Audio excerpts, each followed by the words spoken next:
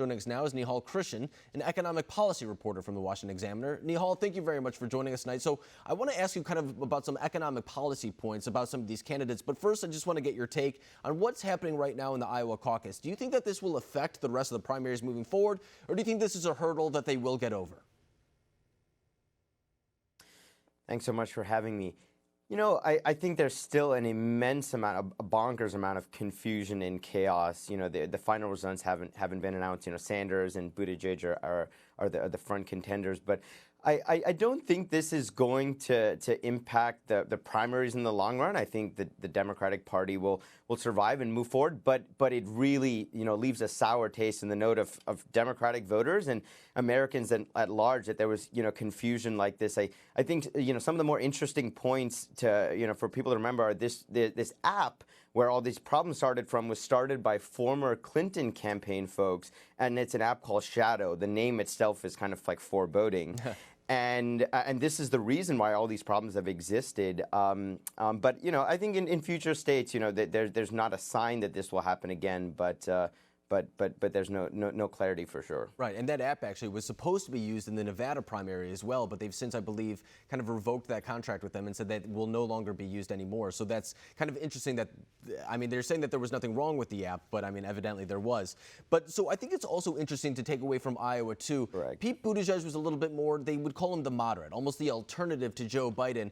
But then you see someone like Bernie Sanders, who is a Correct. self-described Democratic socialist, and it's kind of interesting to see him doing so well in Iowa. Why do you think that is?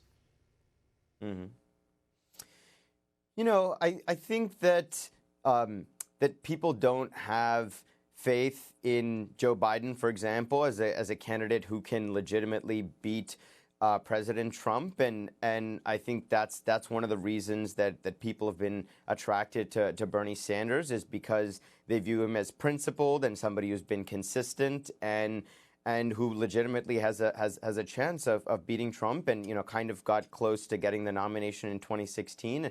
I also just think that people in Iowa, the demographics and the way people lean, the Democratic Party there is a little bit further left of center than perhaps other parts of the country, and that plays a role as well in Sanders having a lead.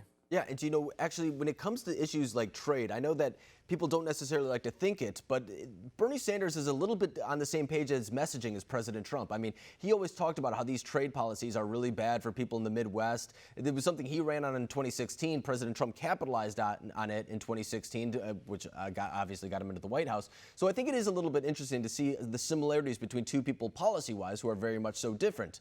But when it comes to someone like Bernie Sanders, like an Elizabeth Warren, they offer a lot of these big, expansive, reformative type of policies, whether it be Medicare for all, free college, or something like that. And I think there's that looming question that kind of hangs over their heads as well as voters, is how do they pay for this? Do we have any indication really of how they can do it? And is it even plausible?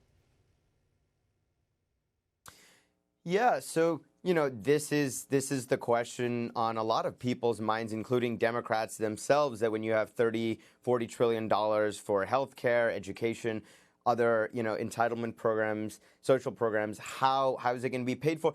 I mean, you know, ultimately what it takes is political capital. And in theory, is it possible? Yes. You know, if Congress were to dramatically loosen the purse strings, and you know, we were to have an increase in taxes coming in from the wealthy, which is what Sanders and Warren want to do, it is theoretically possible. There's not currently a political appetite for that. You know, if you look at polling for socialism versus capitalism, I think it's about 65% from a Pew poll last year support capitalism, whereas only 42% support socialism. But, you know, I think one thing that's very important to remember is that the reason that they have these humongous plans and lots of spending is because there is an issue that both Democrats and Republicans haven't been able to tackle, whether you look at healthcare or you look at education. And so they're coming in there trying to fill that void.